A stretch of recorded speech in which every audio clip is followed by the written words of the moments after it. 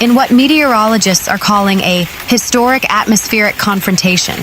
The state of Missouri has become the epicenter of a violent weather pattern that has seen ice stones the size of grapefruits raining down on communities from the Ozarks to the St. Louis metropolitan area. As a massive supercell system tore across the state on the evening of April 27th and into the early hours of April 28th, 2026, the landscape of the Show Me State was transformed into a chaotic scene of shattered glass, shredded crops, and dented steel. The disaster began to take shape late Monday afternoon as a volatile cold front collided with unseasonably warm, moisture-rich air surging north from the Gulf of Mexico. The resulting atmospheric instability created what the National Weather Service, NWS, described as an extreme Cape environment, providing the fuel for explosive thunderstorm development. By 5:30 p.m., the first guerrilla hail warnings were issued for Lawrence and Greene Counties. Residents in Mount Vernon reported a deafening roar, not of wind, but of solid ice hitting the earth. Preliminary measurements in the area confirmed hailstones reaching a staggering 3.25 inches in diameter, significantly larger than a standard baseball. "It sounded like a rhythmic artillery barrage," said Marcus Thorne, a local farmer near Aurora. "I've lived in Missouri all my life, and I've seen my share of storms, but this was different. The ice wasn't just falling, it was being driven by 70 miles per hour gusts. It didn't just dent my truck. It punched holes right through the windshield." The storm system moved in a relentless northeasterly trajectory, maintaining its strength as it crossed into mid-Missouri. In Columbia and Cooper County, the sky turned a bruised shade of green, a classic precursor to heavy hail, before unleashing a 20-minute barrage of ice that blanketed the Interstate 70 corridor. State Highway Patrol reported dozens of motorists stranded under overpasses, their vehicles rendered undrivable by shattered glass. In Mexico and Stover, while the hail was slightly smaller, ranging from quarter to golf ball size, the sheer volume of ice created drifts that required snowplows to clear the roads. As night fell, the danger shifted toward the densely populated St. Louis suburbs. O'Fallon, Eureka, and Wildwood were placed under a rare PDS, particularly dangerous situation. Severe thunderstorm warning. In these areas, radar signatures indicated hail spikes, suggesting that the storm's updrafts were strong enough to suspend massive ice stones high in the atmosphere for extended periods, allowing them to grow to lethal proportions before finally plummeting. Insurance adjusters are already bracing for a record-breaking influx of claims. Early estimates from the Missouri Department of Insurance suggest that more than 65,000 residential and commercial structures were directly impacted by hail of 1 inch or larger. Thousands of homes in the St. Louis metro area have suffered roof compromises, with the hail punching through shingles and, in some cases, the underlying plywood. The subsequent heavy rains have caused widespread interior water damage. Local car dealerships have been hit particularly hard.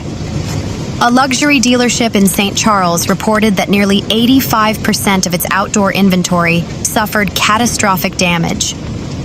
For the average citizen, the loss of a vehicle in a state where public transit is limited outside of major cities represents a significant blow to daily survival.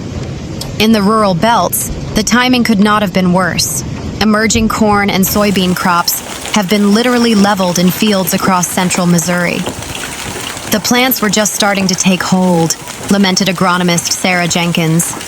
"When you hit a tender 4-inch sprout with a baseball made of ice, there's nothing left to salvage." Governor Michael Parson has remained in constant contact with the State Emergency Management Agency, SEMA. "Our primary focus is ensuring the safety of Missourians," the governor stated in a midnight press briefing.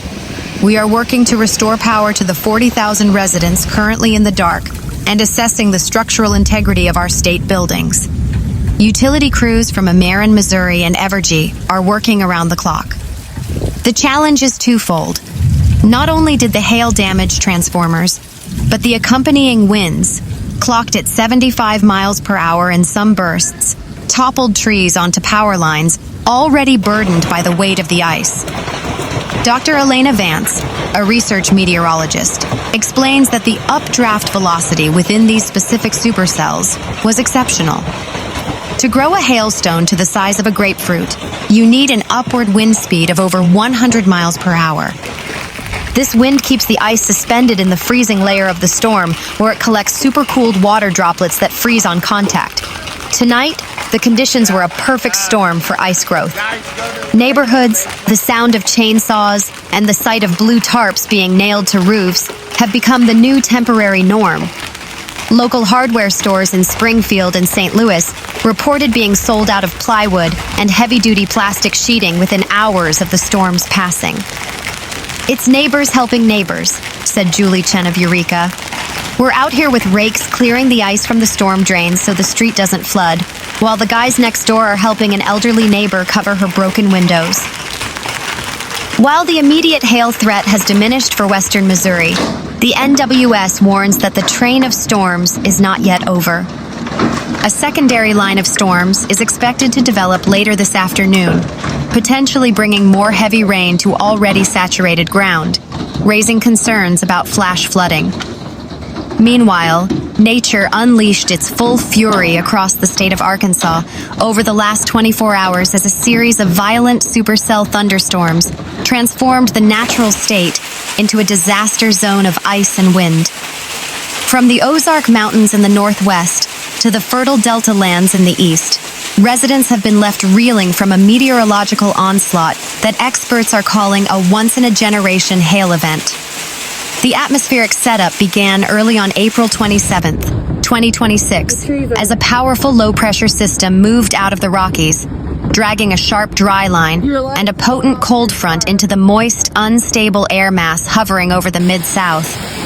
By mid-afternoon, the Storm Prediction Center, SPC, had upgraded much of central and northern Arkansas to a moderate risk, level 4 of 5, for severe weather, specifically highlighting the threat of significant, long-track tornadoes and giant hail.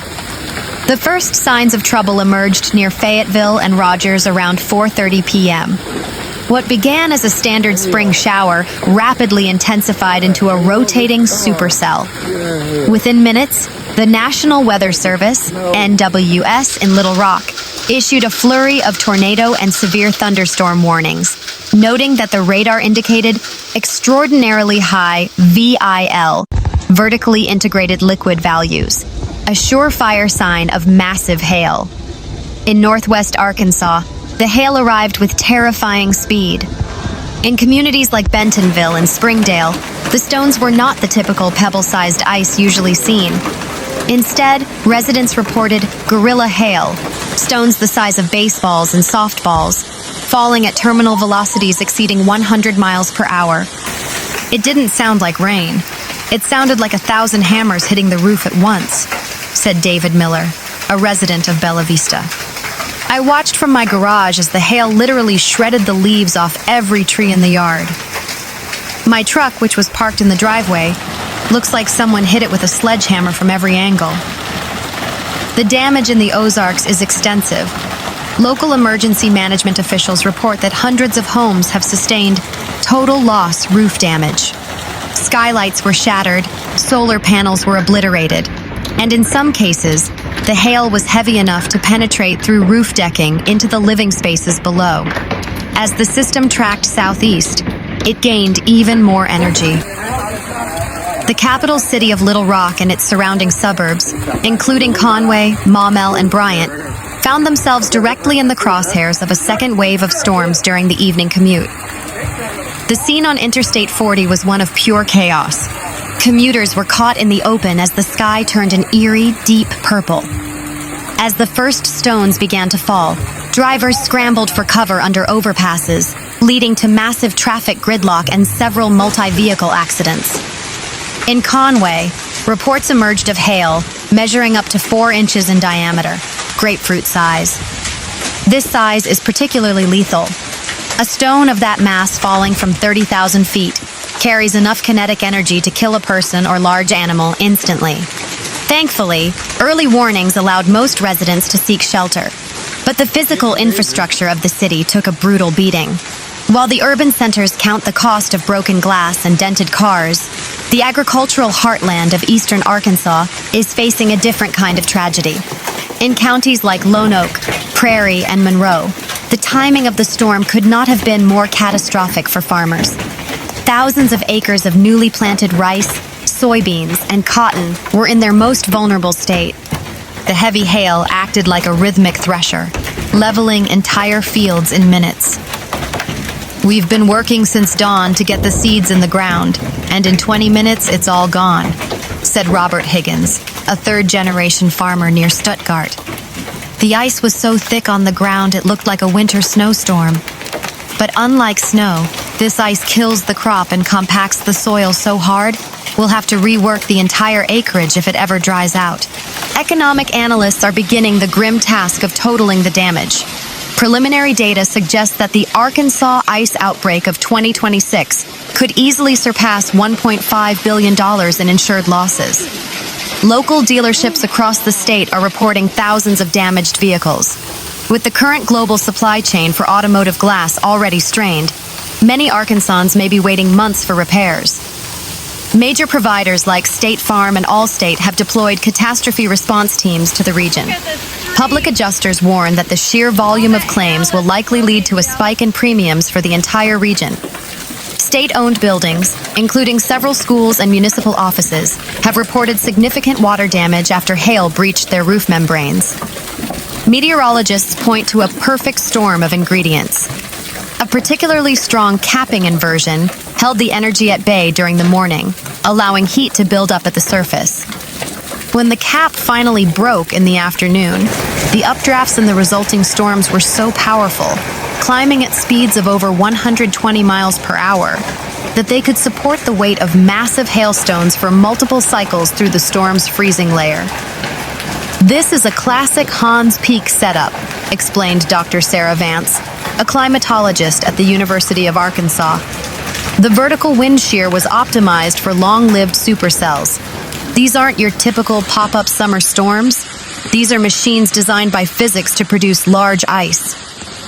Governor Sarah Huckabee Sanders has declared a state of emergency for 25 counties, authorizing the use of National Guard resources to assist in debris removal and to provide temporary tarping for residents with compromised roofs.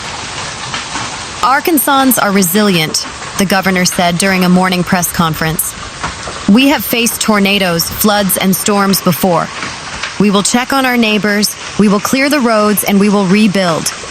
But for today, I urge everyone to stay off the roads as utility crews work to restore power to the 85,000 customers currently without electricity."